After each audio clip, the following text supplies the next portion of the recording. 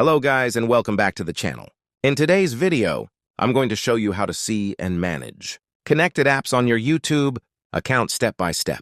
If you want to check which apps are linked to your YouTube account for security or privacy reasons, this video will help you.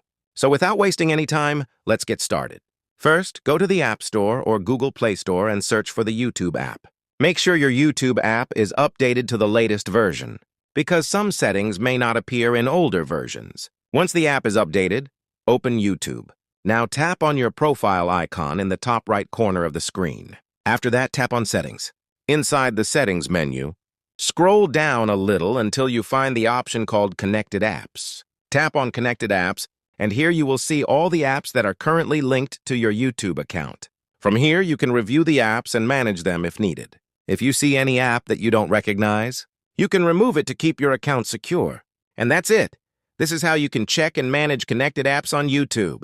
If this video helped you, make sure to like, subscribe, and turn on notifications for more helpful tutorials. Thanks for watching, and I'll see you in the next video.